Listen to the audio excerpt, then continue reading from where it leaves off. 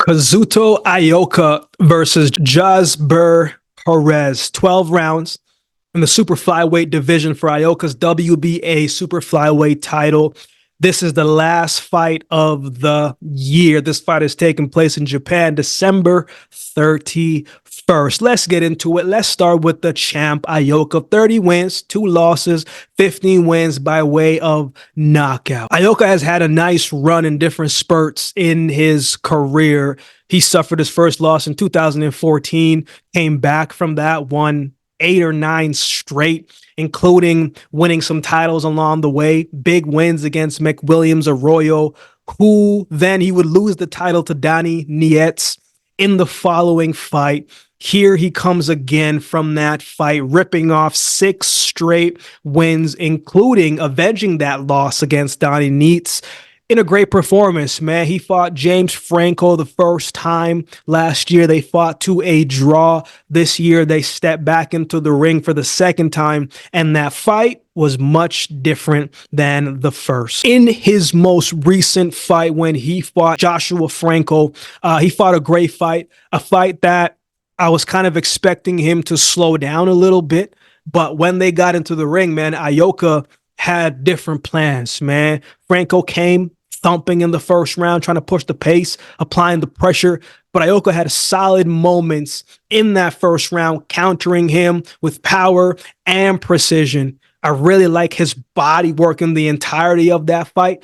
He got Franco with some nice shots right to the abdomen, to the solar plex sternum area. Very efficient that night, very accurate that night, and really did not overextend himself, man. He kind of fought within himself, didn't really try to do too much. In the first fight, he was trying to do a whole lot and sometimes didn't do enough. And so in the second fight, you could see the similar adjustments, man. And one of the adjustments that he made that I felt like was how he was fighting from in close, right inside the pocket, right? He was slipping shots, but then subtly adding counter shots and different varieties of his own, right? His inside game improved quite a bit. He would fire back with uppercuts right from in close. He would duck, slip, come over through with the overhand right or left. It seemed like every time that Franco was trying to impose his will, Ioka had a response for it. Like he had a response. And because he had an answer when it seemed like Franco was getting the momentum, when he answered, he would steer that momentum right back into his favor. I feel like that fight, the second fight, they were going back and forth all night. But towards the back end of the fight, man, it's like Ioka caught a second wind, right? Because his shots didn't waver, like they didn't get lighter. The steam was still on him. The output was still consistent throughout the fight, like it didn't waver. And his mannerism was a little bit different. He just looked different towards the second half of the fight. He brought a different type of energy and confidence. And because of that, his punches, man, he was able to stay consistent. He was sitting down on them and really getting through. But combinations was on point, but really targeting the body consistently. Very impressive body work and performance as a whole on that night, man. I thought he looked very good as the older aging fighter, so we'll see if he can repeat that same performance against a guy who might not have the experience, but he's a young, hungry guy and a guy who can punch a little bit. So it'll be interesting to see what Ioka looks like to close out the year as he's defending his title again. Let's talk about his opponent, Perez. 20 wins, 3 losses, and 18 wins by way of knockout. The majority of his fights have came from back home in his country of Venezuela. He fought for a title a few years back when he fought Akeem where it was a big step-up fight, and the competition showed, the performance showed. I didn't think he was ready. He got outclassed, but he bounced back. A couple fights later, he bounced back. Now he's on a 3-fight winning streak, all by way of knockout. And here he finds himself for the opportunity to fight for a title again. Is he ready for it the second time around? Let's talk about his most recent fight where he fought Louis Farfan. Now, I didn't know too much about Farfan by no means, but Farfan had Perez in trouble in the first round. He caught him with a counter left hand that froze him right in his tracks, backed him up.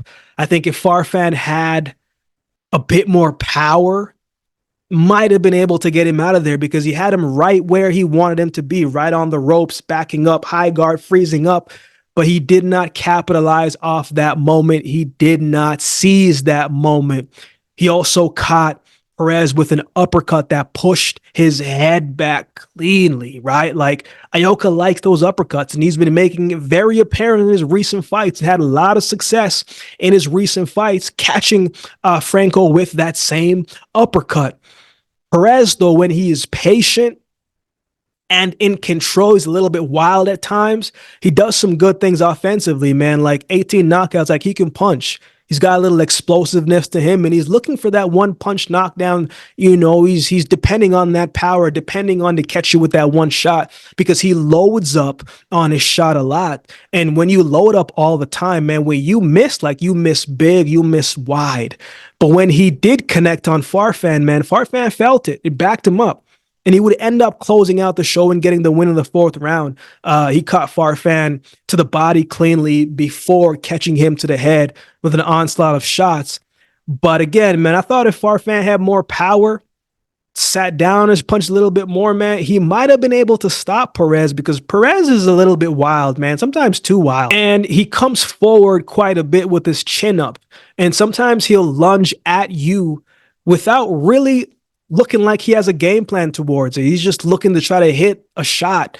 And I think that costs him a little bit. I think he can be a lot more patient and tactical with his approach, because when you have that type of power, I'm not saying he has that one-shot knockout type of power, but he has that power that can change the momentum. And if he can just be a little bit more patient and calculated, bring calculated aggression, he would be able to do a little bit better and just be in control a little bit better. So it'll be interesting to see how he fares as he's fighting for his title shot again. What did he learn? Is he ready for it? Can he seize the moment? In boxing, anything can happen. And when you have good power, you know, you have the ability to change things in a second. So who wins? Honestly, in my opinion, man, Ioka should stop Perez if he is feeling good and if he chooses to bring the pressure. If he wants to bring the pressure, he can get the stoppage, because Ioka can definitely stop this guy. He's going to hit him cleanly. He's going to catch him with the uppercuts and different shots and the body shots, and those are shots that can put him down. I think this is a big step up again for Perez, and from the fights that I've seen of him, especially in the 3 recent fights, I don't think he is ready. Obviously, anything can happen, but Ioka is a bigger puncher than Khan, right? I think Ioka can get the stoppage. If he presses the pace, presses the matter, becomes the aggressor, he can definitely do it. If he catches Perez coming in and timely counters him, he can put him down with counter shots and he can drop him. I like Ioka by stoppage, man. I was thinking about saying the decision play, man, but to close out the year, I think Ioka can stop this guy, so I'm going to lean by Ioka by stoppage. What are your thoughts on this fight? Who do you have winning this one? Let me know in the comment section below. If you'd like to support the channel, there's a couple ways you can do so. You can like, comment, share, and subscribe to the channel. If you'd like to support by way of donation, you can find options in the description below. Also, my Cash App handle will be on screen as well. Any amount goes towards the growth of this channel, and it will be greatly, greatly appreciated. Shout out to everybody that continues to like, comment, share, and subscribe to the channel. I appreciate each of you.